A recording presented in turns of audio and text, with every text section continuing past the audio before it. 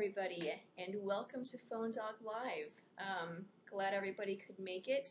I'm Sydney. If this is your first time to the broadcast, I'm Sydney from Phone Dog.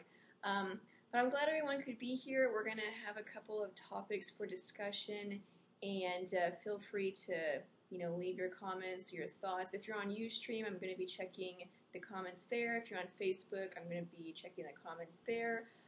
Obviously, if you're watching the recording of this after the broadcast on our Ustream channel, or if you're watching it on YouTube, I won't be able to see your comments, but at least I'll be able to read them afterwards, and you can still watch and listen. But anyway, glad everybody could be here. Let me log into the Ustream chat just so I can set a couple of administrators and do some first things. Let me see. Okay. So we have a couple of people here already. Thanks for coming. And okay, so and also let me know if at any point it gets choppy, or you can't hear me, or you can't see me. I'll try my best to keep an eye on all the comments to see if one of those pops up. So we're going to have a couple of topics for discussion today. First, one of the things that everyone's been talking about lately is this whole lawsuit with Apple and tracking your location, or what people are thinking is that they're tracking your location with the iPhone. So we're going to talk about that, and then the white iPhone 4 was finally released, so we're just going to kind of touch on that. And then we had a ton of new Android phones just come out. We've had a couple of unboxings on the site, but also we'll kind of just drool over them a little bit because they've been, these are some pretty big releases that we just had. The Incredible 2, the Galaxy S2 in Europe at least, the Droid Charge, and so we're going to kind of talk about those and basically why they're so awesome. But first, the lawsuit with Apple. So the thing that everyone's really upset about is, and it seemed to kind of come out of nowhere, but really it didn't. If you go back and kind of see where this whole thing started, because if you think about it, we're kind of used to the idea of somebody tracking us. I mean, I think that's kind of one of just the realities that we face. Someone's always tracking our location, or always tracking our our habits on the internet to kind of make ads more geared towards us. I mean, there's always something like that. So whenever it comes up again, it's kind of surprising that it still shocks us, but it does. So what happened was there was two articles that were published, one in the New York Times, one on this site called the O'Reilly Radar, and both of them were sort of accidental findings, but it was two different people. These articles were by two different people, and what happened was they were looking into their records of their iPhone, and then one other guy, he didn't have the iPhone, but he was looking into just different records, and they both found by mistake that their phone was keeping records of their location. There was different timestamps, different longitude and latitude points, and it was keeping track of it, and the records had been kept on their phone for a year. There was timestamps from a year before they had found these records, and so it kind of shocked them, and so both of these articles were published, and then kind of just out of nowhere it blew up. The government got a hold of them. They had some representatives called up, or didn't call them up, but they got a hold of all the carriers, and they said, is this true? Are you keeping track of, are you logging location records? And so it kind of just blew up. So now Apple is in the middle of it, and let me set a mod for the chats. Okay, so now Apple is in the middle of it, and people are saying they're tracking my location, they're keeping records of it, it's not safe, it's not encrypted, anybody can get to this, and everyone's kind of just in a huge fuss over it.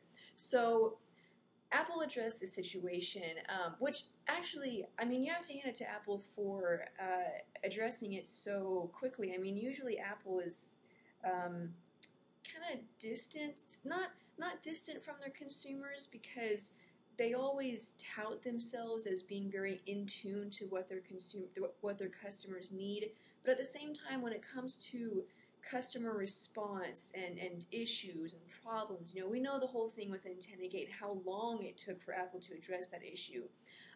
But with this, it was different. It was in just a couple of days, or maybe a week. Apple addressed it. They had a whole open Q&A. It was posted on their website. You can see it on their website.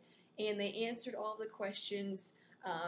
Questions like, is my iPhone keeping track of my location? So basically, this is the answer that Apple gave. And also, by the way, guys, again, if you're just joining, feel free to leave any comments in Ustream or on Facebook. I am checking Facebook, so I'll be seeing your comments. Hello, David, Chris, Yale, and Dushayanathan. Anyway, I can't pronounce it, but so I will be reading the comments. But anyway, so this is the response that Apple gave. Sort of, I'm summarizing it here. They said that your iPhone is not tracking your location and keeping logs of it, but instead they are maintaining a database of Wi-Fi hotspots and cell towers around your current location. And they say they're doing this to help your iPhone rapidly and accurately calculate its location when requested. So when you hear that, you're like, okay, isn't that the same thing? You're not keeping track of my location, but you're keeping track of my area or of cell towers in my location. I mean, isn't that the same thing? But they explained it a little better further on. If you read the whole Q&A, kind of said it in a different way. They explained the location data that researchers are seeing on the iPhone, and the researchers are the people that had written those articles and had found all of these logs of data of their location. So the information that those people are seeing is not the past or present location of the iPhone, but rather the locations of Wi-Fi hotspots and cell towers surrounding the iPhone's location. And then, so the purpose of this, they're not necessarily trying to track your phone just to see where you are at. They're gathering information about your particular area so that they can improve their location-based services like Maps and GPS. So obviously, whenever they gather information about your area, it is in a way, your location information.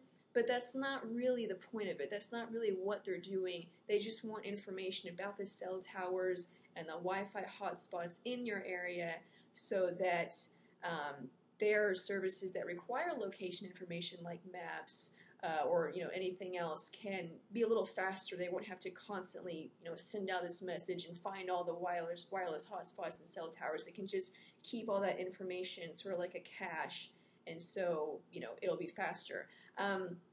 And this is something that, whenever you're browsing the internet and you go to a site for the very first time, maybe you just reset your browser or just deleted all your, temporary files. When you go to a website for the very first time, it takes longer to load, but once you've been there one time, it keeps the information stored in a cache. So every time you go to that website, it loads faster because it has all the information already stored. So same thing with the iPhone. It's gathering information about your area on a constant basis so that whenever you need it, it's there faster and it doesn't have to take a longer time to load. So really, they're not doing it just to try to track your location. Now, I do want to make the disclaimer that I know in a way I don't mean to be defending Apple. It's just that once I heard their explanation, I was like, oh, that makes sense. They're not really just trying to figure out where you are all the time because, honestly, what would be the point of that anyway? And I know a lot of people probably, maybe watching or maybe, watching the recording of this afterwards on YouTube will say that I'm an Apple fangirl, but I'm really not. Actually, for most of my life, I've been very anti-Apple. I just don't like the way that they handle situations, and even now, there's a lot of things that they do that I don't like. However, it's only been the past year or so, or a couple years, that I've taken more of a neutral stance, and that's mostly because, I'm an editor and I do cell phone reviews, so obviously if I were biased or anti whatever company, then my reviews would not be honest. They wouldn't be truthful. So it's only recently that I've had to take this neutral stance. And once I did that, and I just kind of gave them a chance and said, okay, what's your explanation for this? Once they gave it, I was like, oh, okay, well then that's not so bad. Now that's my point of view. There's a lot of people that they don't care. That I don't care if they're not tracking my location, if they're just trying to get information about my area, even though that sounds like exactly the same thing. The bottom line is people don't like the fact that whatever you want to call it, the information is being kept somewhere and in a way that can be really found by anybody. Someone mentioned here in the comments on Ustream that why do they back up the info unencrypted? So that's the problem right now. This info, whether it's for a good purpose or not, or whether they mean to do it or not, or whether it's just a bug or not, the problem is that it's out there and it's unencrypted. So, anybody can get it. If true, it may only be on your iPhone and then, on your computer that you back up your iPhone to. If someone gets a hold of your iPhone, if you lose your phone, or even if you sell your phone, if you clear all of the data, for some reason that information is still stored on your phone, it doesn't go away. So even if you sell your phone, somebody can get that information, not extremely easily. They'd have to know what they were doing, but they could still get it. And so, it kind of just depends on what point of view you have.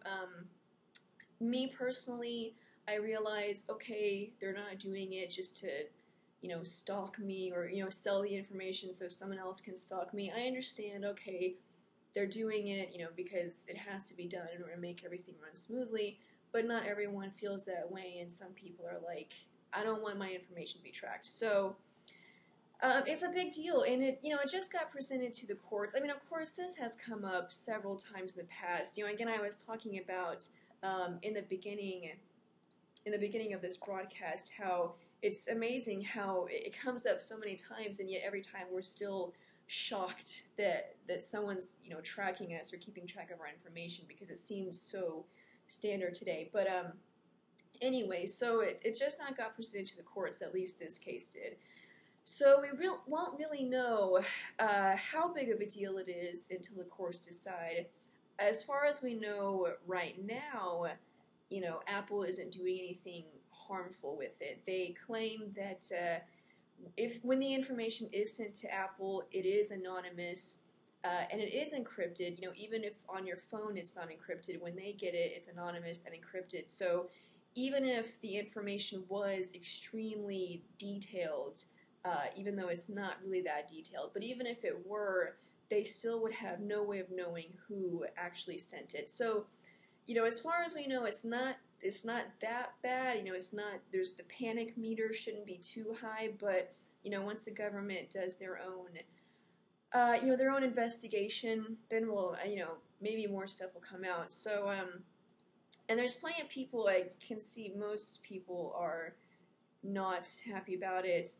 Looks like the biggest problem is just that it's being kept. And it is kind of surprising that the information is kept for a year.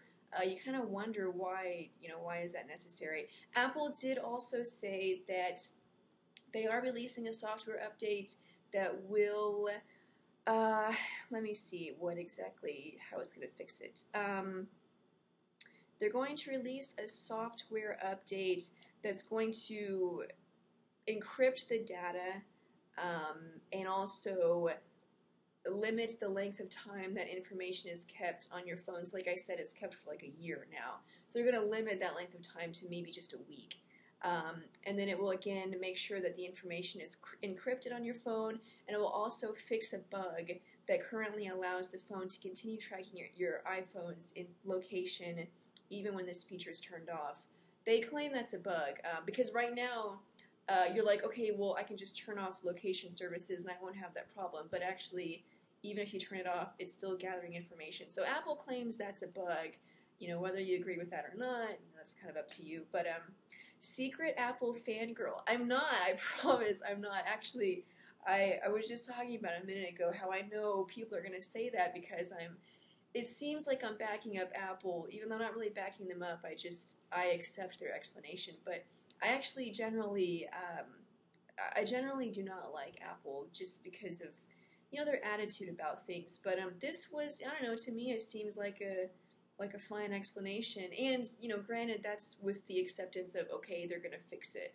Obviously, they're going to have to fix it in order to keep people happy. But I thought it was interesting, you know, and Google also got sued over this, which doesn't make any sense to me because Google is all of their location services are opt-in only. Whenever you first turn on your Android device, there's a very clear message. Do you want to turn location services on or leave them off? If you leave it off, obviously it's not going to track any of that information. So why Google is being sued, I have no idea, but that's, I don't know, that could be people just wanting to get money. But it was kind of funny today. We just heard that Verizon is going to start putting these stickers on their phones. And let me see, I have the picture of what this sticker is going to look like. Let me know if the sound or anything cuts out during this. They're going to start putting this sticker on the phone that basically, you know, tells people that, you know, this phone can track your location if you don't turn it off.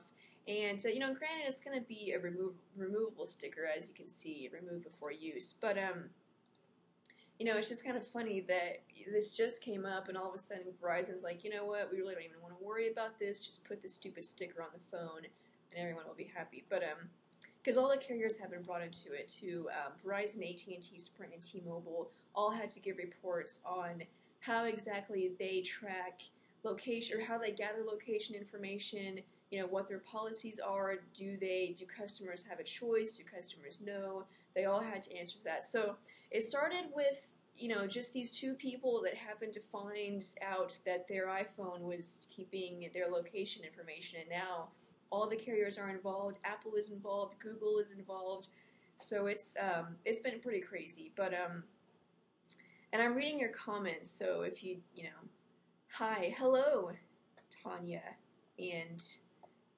Taryn. But anyway, so that's first topic, the location gathering. It's a big deal, and we'll have to see what the government does and how they handle it. You know, who knows?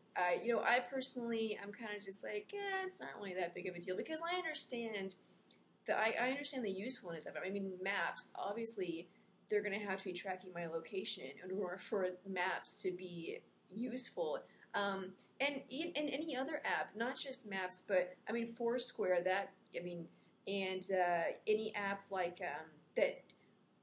I'm trying to think of the name of them, but where you try to get like restaurants in your area or, you know, attractions in your area. Obviously, they have to know, you know, what your location is. So just there are several apps that need location information, and I see the point of that. So anyway, but people feel differently about it. So. That's that. That was first topic. Hello, Reddit. Glad everyone could be here. Also, if you just got here, we're kind of done with that topic. We were talking about the Apple location data gathering lawsuit. So, but next interesting topic. The white iPhone 4 was finally released. Let me add this to the top so that people know what we are talking about. Topic of discussion. Okay, so the white iPhone 4 was finally released, and I promise this broadcast will not be entirely Apple. It seems like last week we talked about Apple too, but that's just because that was the big news story. But anyway, so the white iPhone 4 was finally released, only about 10 months late, which is, you know, not bad. And you know, whenever I heard it was released, I was just like, oh, you know, not really exciting anymore. I mean, kind of like, what's the point? I mean, why not just make the iPhone 5 a white, you know, and just skip it entirely, the white iPhone 4. But anyway, they finally released it. I read there was actually lines in, I can't remember what country it was, but there were lines for the white iPhone 4. But anyway, so the reason why I want to talk about this, because, you know, it is kind of exciting, but the thing that I thought was kind of funny is that, you know, people actually noticed this, but there's actually a size difference between the white iPhone 4 and the black iPhone 4. and I'll show you this picture. Let's see. This is the white iPhone 4 and the black iPhone 4. Let me see. Okay, I just want to make it look like the stream froze, but I just want to make sure. Okay, here's a picture of the white iPhone 4 and the black iPhone 4 side by side. And so you can see the white iPhone is slightly thicker than the black iPhone, just barely. By the way, guys, let me know if is the stream still working? Because it looks like I was watching the video just to check, and it looked like we kind of had a hiccup there. But if everything's okay, then I'll keep going. Okay. Anyway, so back to the picture. White iPhone 4. You can see that the white iPhone 4 is a little bit thicker. Here's another. Actually, that's the same picture. Here's another one. You can see it's. I mean, I think it's. Is it 0.2 millimeters? 0.2 millimeters thicker.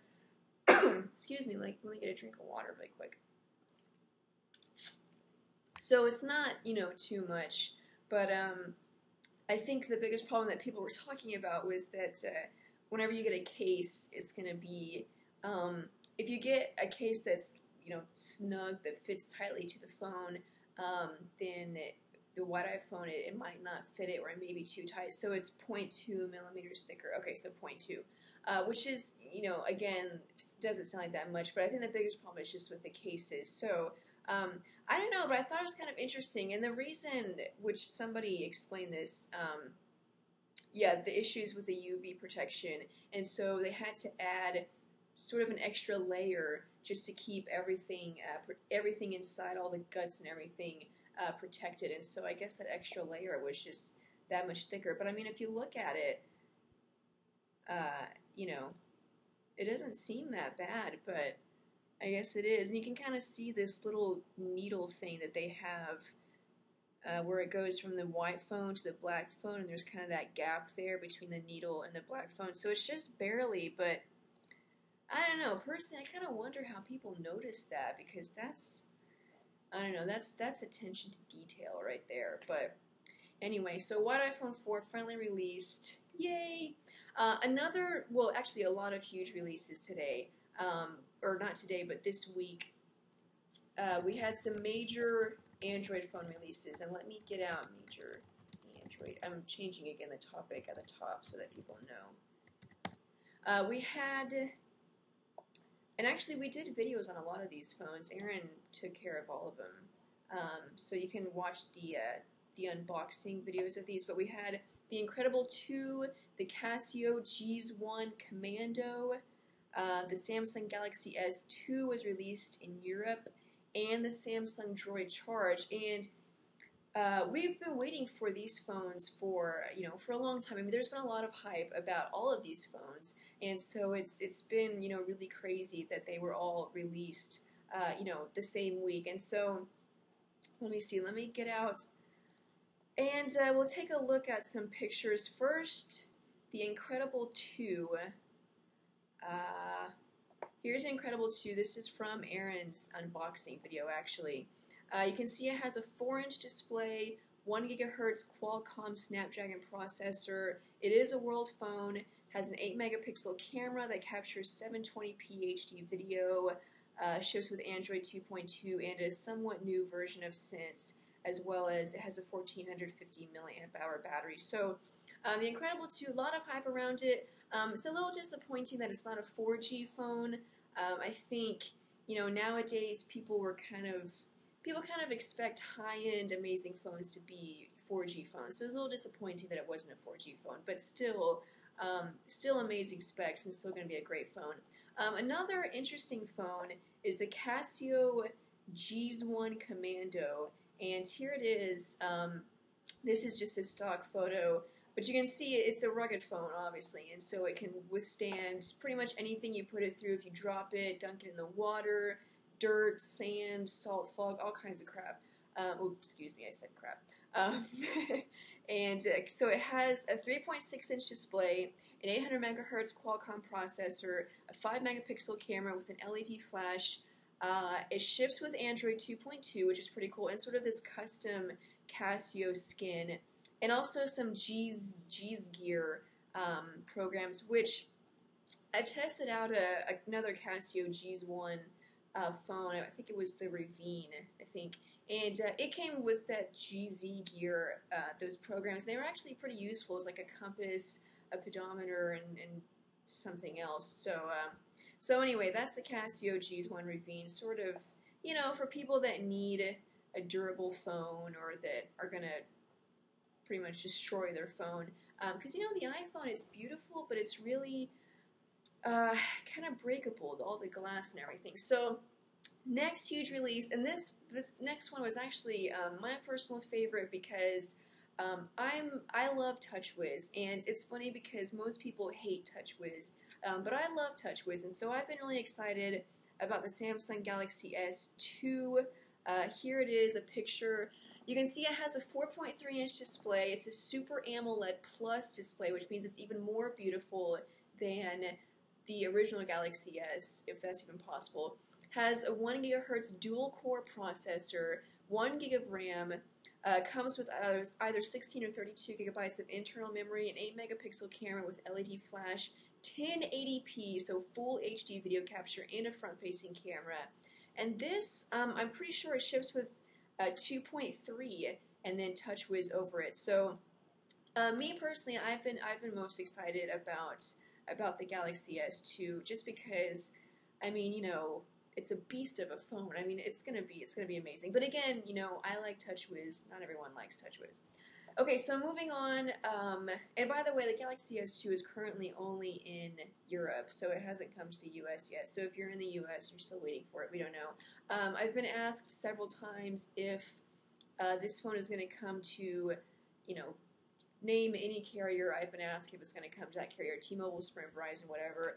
Chances are it's going to go to every carrier because that's what the original Galaxy S did. So, you know, I don't see why it would be any different. But, you know, we haven't heard anything definite. So, for the time being, that's in Europe only. Next, we had the Droid Charge was also released. Here is the Droid Charge. And this phone to me was kind of ugly. You know, I watched Aaron's unboxing of it, and when I first saw the pictures, I was like, I don't really like that design. I mean, it's big and the pointy at the bottom. I mean, that's kind of weird. And then the camera has that gem design, the same as the Samsung gem. But anyway, still a great phone when you talk about the specs. It ships, again, with TouchWiz, as you can see, Android 2.2. It is a 4G phone, which is, you know, really great. Has a front-facing camera, as you can see in this picture. A 4.3-inch Super AMOLED Plus display, again, so that's going to be super awesome. Super AMOLED, so it's going to be Super Awesome Plus.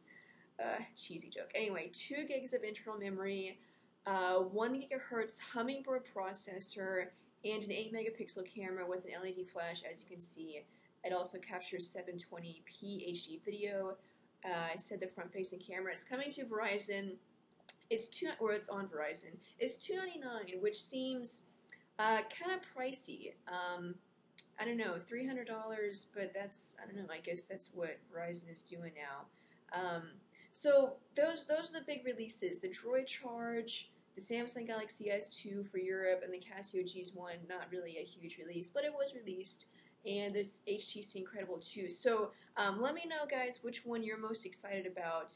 I mean, I know, like I said, me personally, I was most excited about the Galaxy S2, but that's because the original Galaxy S was one of my favorite phones that I've ever used.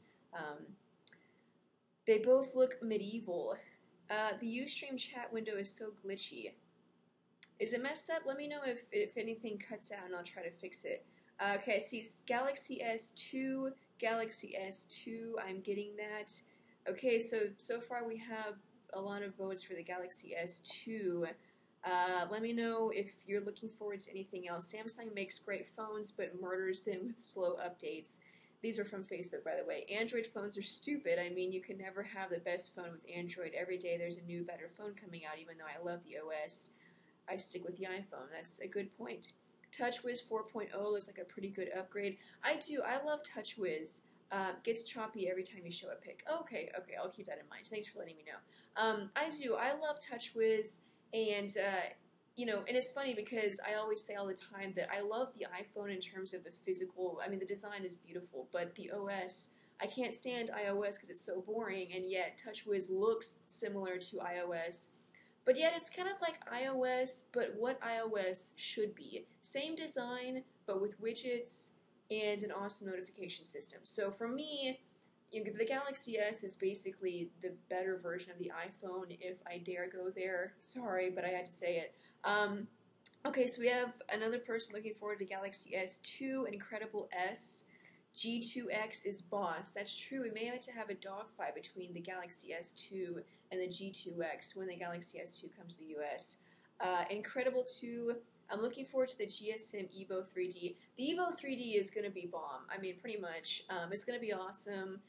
Obviously, it's not out yet, so we can't compare them quite yet. But, it's... I'm excited about the Evo 3D too. Let me see. That is exactly what I say to people when they ask why I don't like the iPhone. Great hardware, bad OS. Yeah, that's pretty much what I say. I mean, it's a great operating system, just a little bit boring. So, anyway, so those are the big releases that we've had this week, at least, and I'm pretty excited about them. Aaron, he did unboxing. So if you want to go to PhoneDog.com, we have unboxings of the Incredible 2. Which, by the way, the Incredible 2 is on Verizon. It's $199.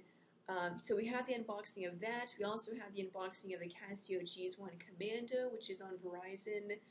What do you guys think about the Commando? I mean, it's a rugged phone. It's an Android phone, kind of a mid-range Android phone, but it's a rugged phone. I mean, is that something that you feel that you need? I mean, I know a lot of people say, like, my phone, it's kind of, it breaks, I drop it, the screen cracks. But at the same time, would you rather have a really beautiful phone that breaks, or would you rather have a really durable phone that's like sort of ugly? Let me know, because I kind of wonder about that. I've done reviews on rugged military phones, and people seem to love it. They get a lot of views, the comments. People love the phone, so it kind of surprises me every time I see that.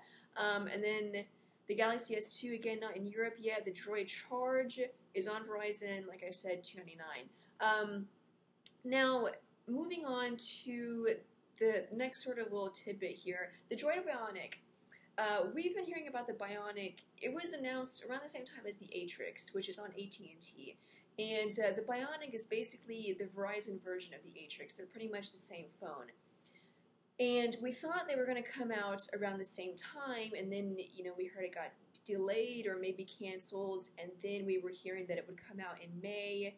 And so now, we just recently got some more information on the Bionic, and it turns out that apparently Motorola wanted to make a couple of changes to the Bionic, and this is what they said. They said they are incorporating several enhancements to make this an even better consumer experience. This includes expanded features, functionality, and an improved form factor. So basically, it sounds like the Bionic could have the same name, but be an entirely different phone. I mean, if you're going to change the form factor, if you're going to change features, functionality, I mean, it kind of seems like basically they were going to release the Bionic and then people didn't like it, and so now they're going to change everything up again. I personally am not so hot on the Bionic because I don't like MotoBlur, and it ships with MotoBlur. At least that's what we heard. A couple of pictures that were leaked recently gave us the idea that it may ship with stock Android, but that's, again, not sure.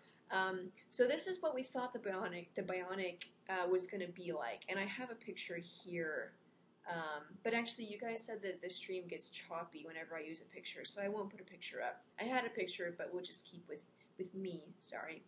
This is originally what the Bionic was going to be like. It was going to be a 4G phone, just like the Atrix, LTE, 1 GHz dual-core Tegra 2 processor, a 4.3-inch QHD display, an 8-megapixel camera with a dual LED flash, 720p video capture with a front-facing camera, was going to ship with Android 2.2 with Blur. Now keep in mind, we did just see some pictures that looked like it was running stock Android, so we're not sure about that. Of course, we're not sure about any of this now that Motorola says they're going to change everything.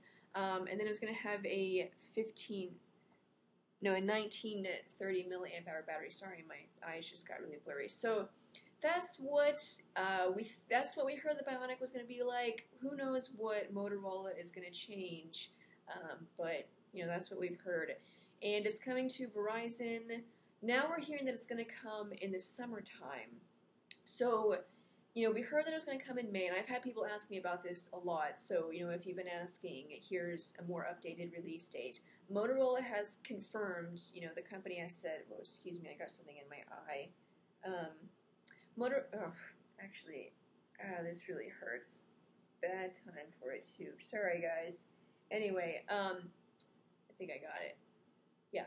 Okay, Motorola has confirmed that the Bionic will now come out in the summertime along with the 4G update for the Motorola Xoom.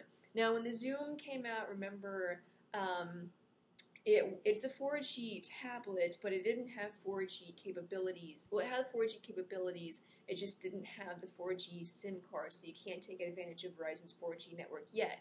And we heard that it was going to be updated to 4G within 90 days of release. So now Motorola has said that's going to happen this summer, which is a little bit later than their original, estimated time. But at least we have a date, sort of, summertime. And so the 4G update is going to be released around the same time as the Bionic. So exciting news! It's been a busy week. We've had a lot of releases, a lot of announcements. A lot of rumors, this whole lawsuit with Apple. And it's crazy because just last week we were talking about the lawsuit against Apple's lawsuit against Samsung for Samsung stealing, ideas from iOS. They were the TouchWiz UI looking a lot like iOS, and then Samsung countersued. And that was this huge story, and now it's kind of like been put on the back burner because of another lawsuit against Apple. And not really just Apple, it's actually everyone involved, but people, I think, pay more attention to Apple. So it's been a crazy couple of weeks, and it's been exciting, and things always pick up around the summertime. We just have more phones released. I don't know why, but I guess that's just the way it is. So anyway, those were the topics. So, and I have been reading your comments, even if I haven't said anything about them. So anyway, those were the topics that I thought were relevant. I asked you guys yesterday, I think, what you guys wanted to talk about, and these were some of the suggestions. So I figured we could talk about that. So again, I finished the topics a little bit early. We still have about 20 minutes left. So if you have any, we'll open it up to just an open Q&A. If you have any questions about phone releases, reviews, which phone should I get, when is this phone coming out, feel free to ask them now, and I'll try my best to answer them. Obviously, I won't know the answer to every question, but you can just ask me whatever you want to ask. Sydney, will the Targa be called the Bionic when it launches, so many of the specs are the same? That's what we're starting to think. Now, that's only because the specs are similar, and the release date is, again, starting to match up now that the Bionic has been delayed for so long. But we're still really not sure, because for the longest time the Bionic and the Targa were two separate devices. So it's only been recently they've kind of been put together as the same device. So I'm not, we're not really sure. We'll just have to wait and see what happens, pretty much, or wait, a couple more weeks for some new news. Yeah. What do you think about the Nexus S Android update that brings Gtalk video call and quick update by Skype? I think it's awesome. It's one of those things. I mean, there's a lot of Android devices that have the front-facing camera. Obviously that's a great feature to compete with the iPhone 4, which also has a front-facing camera. But the thing that all those phones were lacking was a stable, high-quality program that could compete with FaceTime. They had the hardware, they just didn't really have the software. I mean, you could do it, but the experience just wasn't as good. And so Gtalk with video, I think, is really gonna, up the ante a little bit and make make all these phones compete a little better with the iPhone. So I think it's been good. So anyone see the royal wedding? I did not see the royal wedding. In fact, I was still wondering today if it had happened yet. Apparently it happened already. Let me see. iPhone, Thunderbolt, Evo, or Charge? Wow. The Evo, maybe not the Evo, maybe the Evo 3D I would throw into that, into that battle, I guess. The Charge, again, like I said, it's an amazing phone. Personally, I think it's kind of ugly. I don't like the way it looks, but that's, again, no reason to not get it. But I mean, if I'm going to consider every aspect of everything, Thunderbolt has terrible battery life, and I think the Evo, I mean, dual-core processor, 3D capabilities, it's going to have HTC Sense, which is one of the most popular UIs on the market, probably the most popular UI, and then the dual-core processor, like I said. So I'm going to say the Evo 3D. I know you didn't say Evo 3D, you just said Evo, but I'm gonna say that it's a more fair comparison with the Evo 3D. So now the Evo 3D isn't out yet. We're hearing it could come out June 2nd, so you may have to wait until then. But the wait will be worth it. I think you should wait.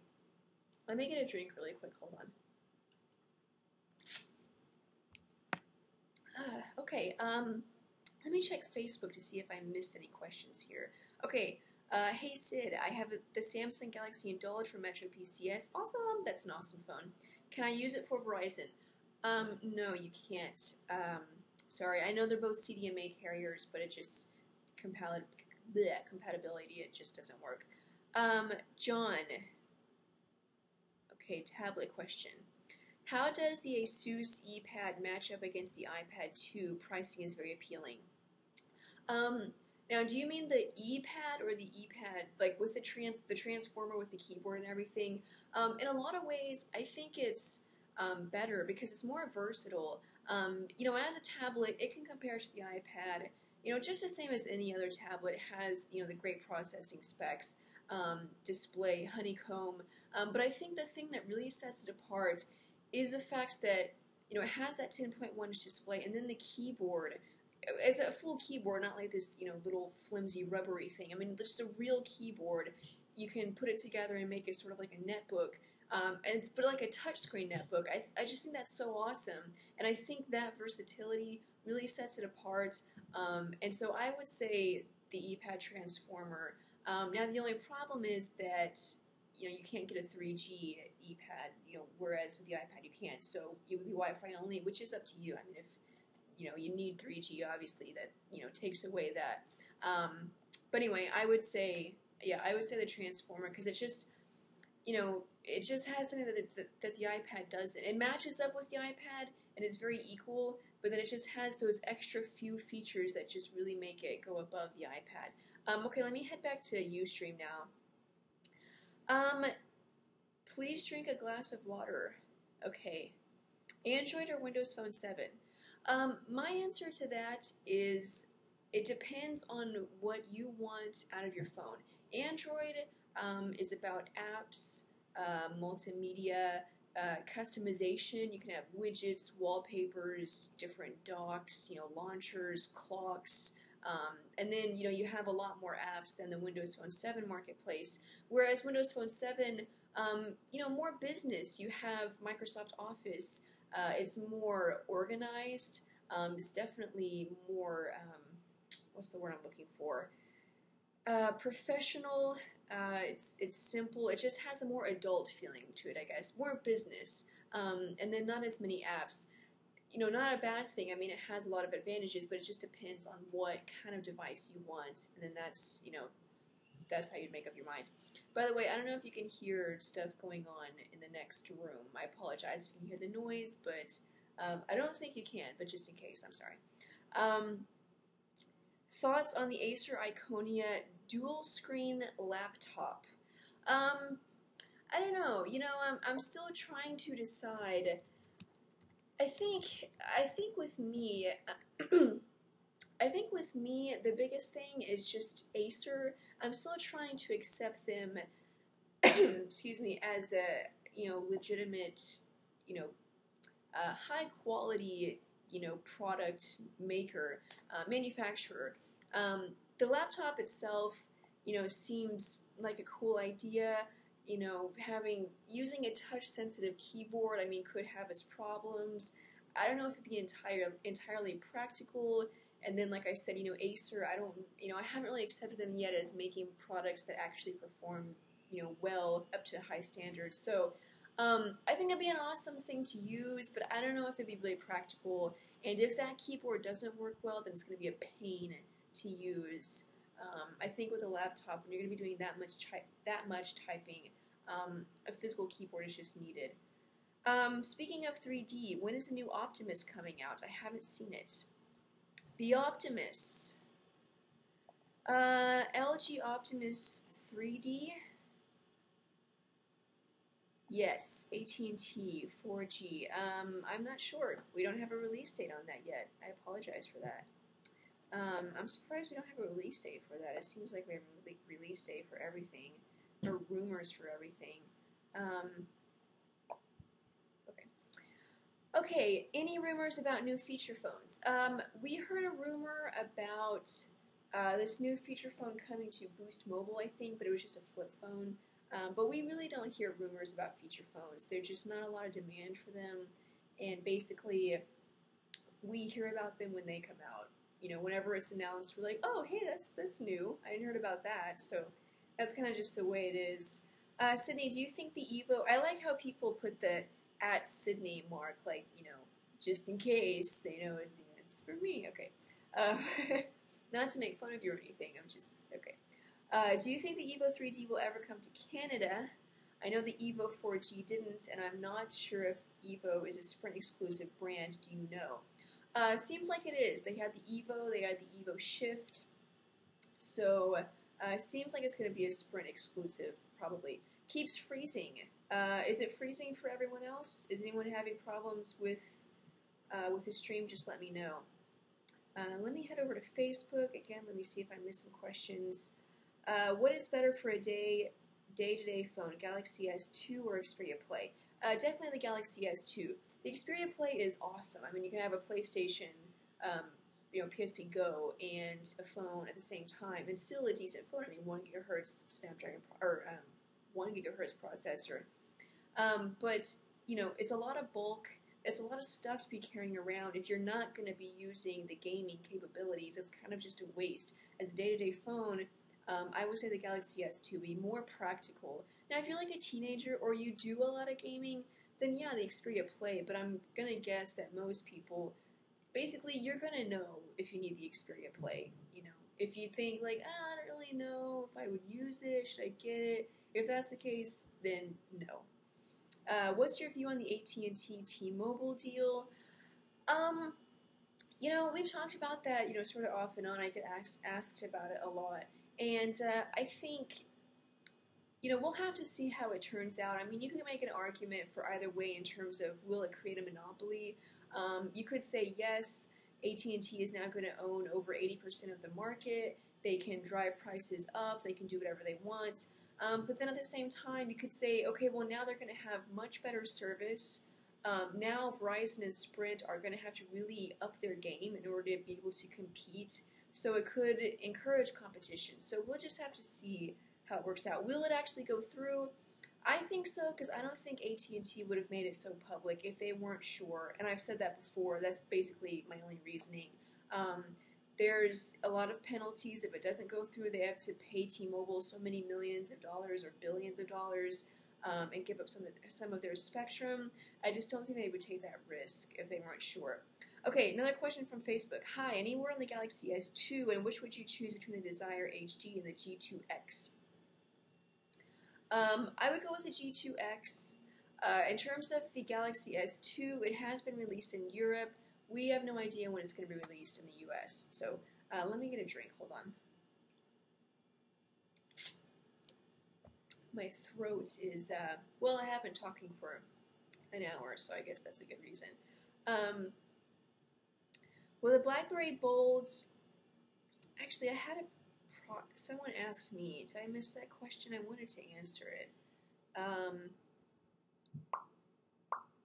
What do you think of the BlackBerry style? I think it's really ugly. Yeah.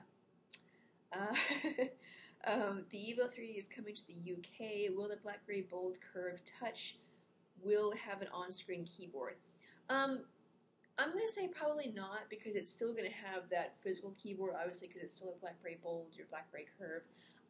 And also the display size is still going to be really small, so I don't think there'd be enough room on that small display. Let me see, how big is that display going to be?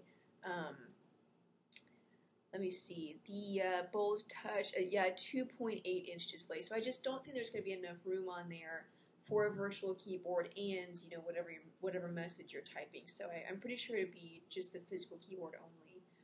Please speak Spanish. I don't speak enough Spanish to have this whole conversation in Spanish. The PlayStation Network is kind of ruined now. Yeah, I know, I have a PS3, and it wouldn't let me log in for the longest time, and I was like, what the heck is going on? And then I found out, and I was like, oh, that's awesome. That's totally awesome.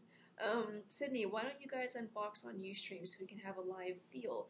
We did that a couple of times. We did a couple of live unboxings, and I think it was just too much because the setup was a little more extensive, and then, you know, you guys are watching while we're, you know, because me personally, I have to get everything set up. I do the unboxing, and then I have to get everything reset up to do the introduction, and I think it was too much to think about at one time instead of just focusing on the unboxing and getting it done and then getting it up on the site as soon as possible.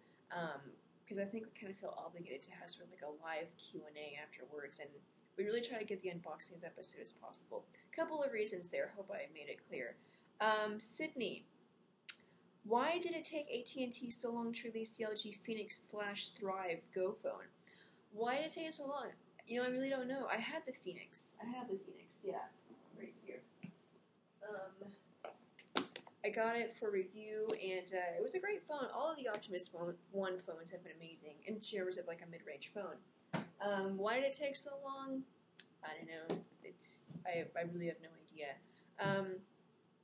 Sydney, the ad is just my style. What about what Stewie said, that the Evo 3D is going to the UK? If it's going to the UK, then, you know, awesome. I'm not sure what you're asking. Sydney, do you know which company will make the new Nexus phone? No, we haven't heard anything about that. Yeah, just say something in Spanish. Hola. Hi, that means hi, just in case. Sydney has a PS3, probably goes online and gets all the headshot multi-kills. Actually, I don't really do a lot of, you know, online live gaming stuff, you know, competing with other people. Really, all I play is 2K11, NBA 2K11, and then I do like Tomb Raider. That's probably one of my favorite games. And then Need for Speed. I like Need for Speed. But I don't really do a lot of... I don't like doing a lot of shooting games because I don't like killing people. Bam, Phoenix from nowhere. I think I will get the BlackBerry Torch 2 then, because my fingers are too big for the physical keyboard and I prefer on-screen keyboards. Okay. The Torch 2 will probably have a physical keyboard too, but you can, I guess, also use a virtual keyboard. Say like... I wouldn't be able to pronounce that correctly. I wouldn't do the Spanish language justice. So now show us the Galaxy S2. I don't have one. I wish I did. I really do, but I don't. When is your next review? I don't have any phones at the moment coming in. I was going to do a dogfight with his sidekick, but we haven't organized that yet. So I don't know what's going to be next. That's one of the things about my job. I have no idea what next week is going to be like. Okay, let me go to Facebook and see if I've missed any questions. By the way, it's 4:55, so there's about 5 minutes left. So I'll try to answer some questions in these last few minutes. Have you ever played a Final Fantasy game? No. Do you recommend Super LCD, I'm guessing, Gorilla Glass, or Super AMOLED Plus? You know, really, whenever you put all these amazing displays, the Super AMOLED Plus, the Nova display, Super LCD, Super TFT Retina display. When you put all of them side by side, you'll notice like a few, minor differences, but really, when you just use each phone individually, it's just an amazing display. And so, which one is better? Different ones have better viewing angles, but then again, different ones have better viewing, in the sunlight.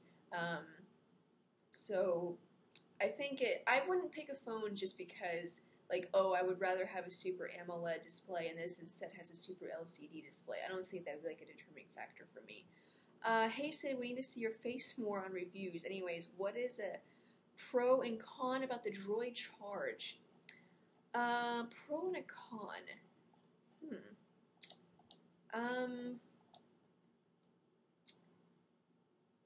Well, I guess a con, this isn't really a con, but it has a single core Hummingbird processor, which is amazing, but, more and more phones are coming out with a dual core processor, so, you could get a better phone than the Droid Charge. I guess that would be a con. It's not going to be the best phone that you could get right now.